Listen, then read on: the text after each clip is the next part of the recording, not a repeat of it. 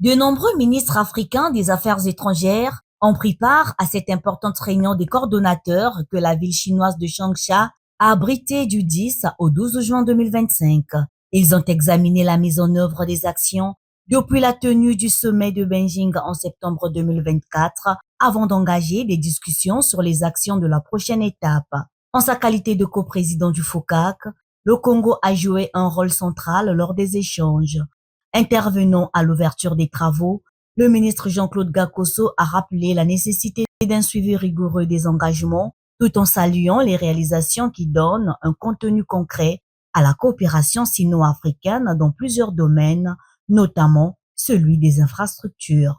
Ce cadre de rencontre est finalement bien heureux en ce qu'il approfondit la connaissance mutuelle, en ce qu'il élargit les points de convergence et de consensus, tout en renforçant l'amitié et la confiance entre la Chine et l'Afrique. Il s'agissait et il s'agit toujours d'œuvrer ensemble, main dans la main, au développement intégral de nos pays, ici réunis, confrontés déjà à l'époque aux défis d'une mondialisation débridée et sans pitié pour les plus faibles. Aujourd'hui, nous ne pouvons que nous féliciter de ce que la République populaire de Chine reste déterminée à accompagner le continent africain dans la voie d'une plus grande modernisation, dans sa quête de modernité. À l'heure du jubilé des 25 ans du FOCAC, le temps est plus que jamais à l'action.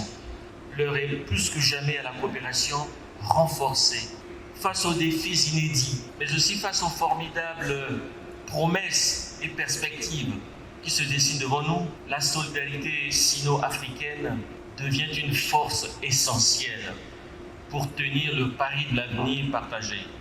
Ce n'est qu'ensemble, main dans la main, que nous franchirons les barrières de l'arriération héritées du passé. Ce n'est qu'ensemble, dans la solidarité, que nous bâtirons un avenir radieux à la dimension des aspirations légitimes de nos peuples solidaires. Cette rencontre coïncide avec le 25e anniversaire du FOCAC et le chef de la diplomatie congolaise a insisté sur les liens de coopération entre la Chine et l'Afrique qui se consolident davantage.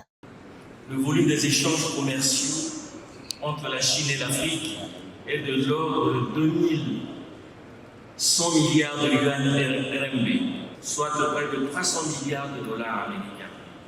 Aujourd'hui, le FOCAC s'est doté d'un nouvel instrument qui lui sert de cadre stratégique, à savoir la vision Chine-Afrique 2035, qui vient en complément au projet en cours de réalisation.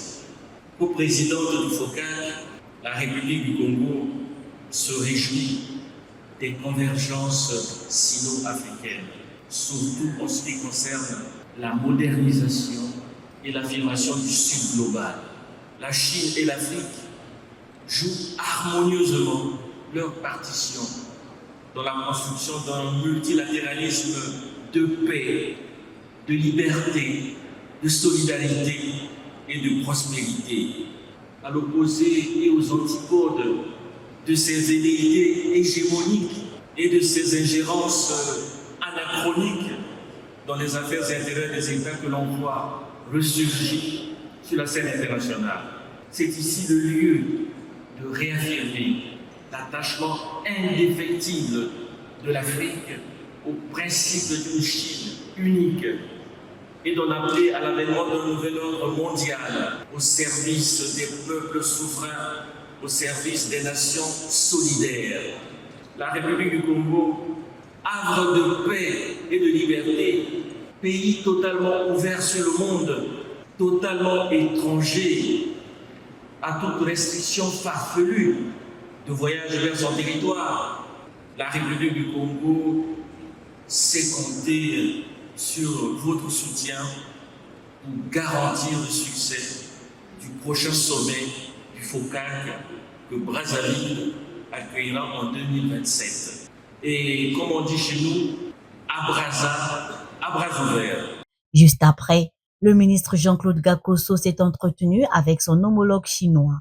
Lors des échanges, Wang Yi a déclaré que la Chine est disposée à travailler avec la République du Congo pour sauvegarder les intérêts fondamentaux de chacun, promouvoir l'amélioration de la coopération économique et commerciale et renforcer les échanges en matière de gouvernance de l'État.